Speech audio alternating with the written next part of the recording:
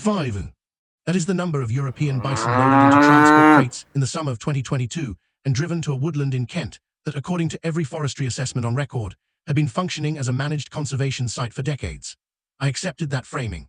The project had a name, Wilderbleen. It had institutional backing. It had press releases written in the careful, confident language of people who have run the models and trust what the models say.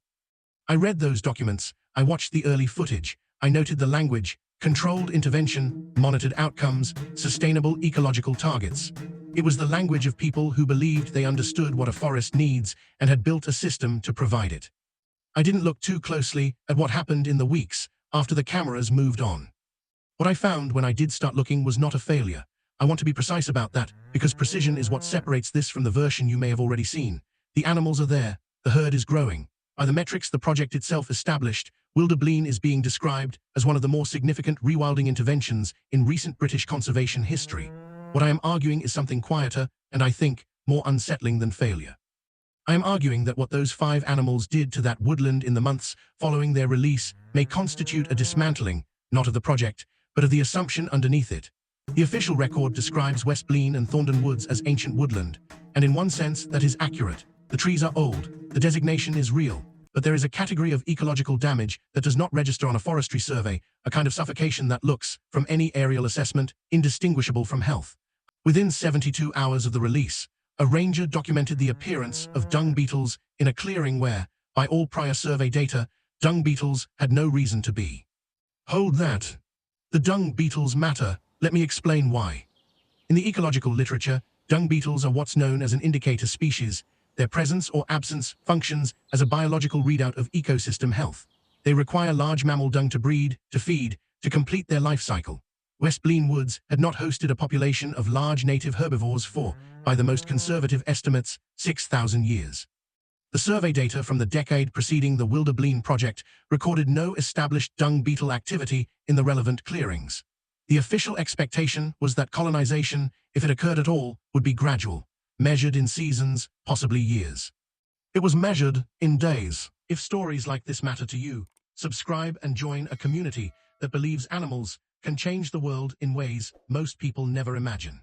By 1952, the European bison had been extinct in the wild for 30 years. What survived existed only in captivity, a population so genetically compressed by the early 20th century that the entire species descended from fewer than 12 individuals. The recovery efforts centered on Biodiversity, a primeval forest straddling the border of Poland and Belarus that had, by some measures, remained structurally continuous for 12,000 years. The reintroduction began cautiously, as these things tend to, small groups, monitored, contained. 4 animals, then 5, then a few more.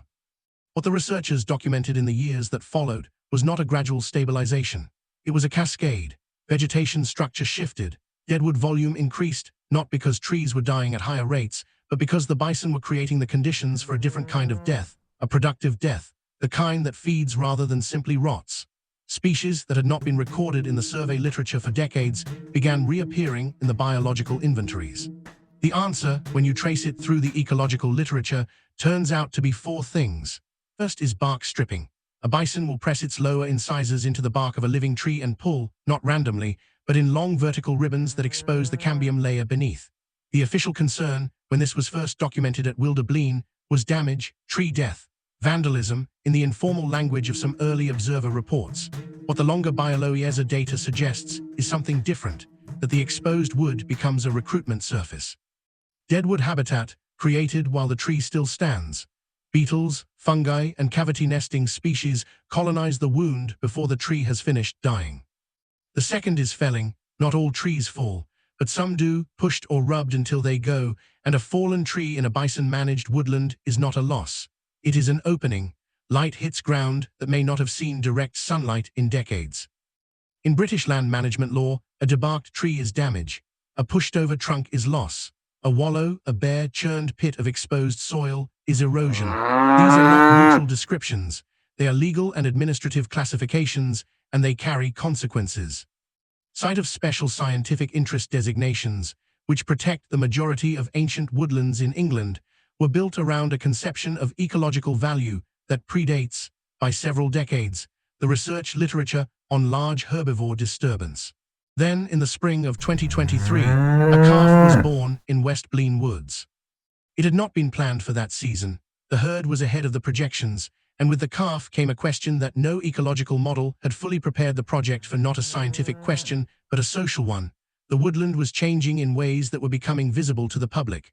Paths looked different. Trees looked wounded. The forest was beginning to look, from the outside, like something was wrong with it. Nothing was wrong with it. That was the part that was hardest to explain. The herd is still growing. The calves are healthy. By every biological index available, the restoration is proceeding at a pace that exceeds the initial projections. And the debate about what to do next, how large the herd should be allowed to grow, how much of the woodland should be open to their influence, whether the public footpaths should be rerouted or the public simply educated, that debate remains, as far as I can determine, unresolved. The dung beetles appeared in 72 hours. 4 animals in Biodiversity produced what a century of management could not. The bark-stripped trees became habitat before they finished dying. The wallow became a pool. The fallen trunk became a corridor of light. Each one, individually, looks like a problem. Together, they look like something else entirely. If this series is raising questions worth sitting with, leave your thoughts below. The conversation that follows from this material is part of the investigation. The next video follows that shape into territory I wasn't sure I was ready to enter. It begins with a single legal document, filed in 2019, that no rewilding organization has publicly addressed. I think I'm ready now. 5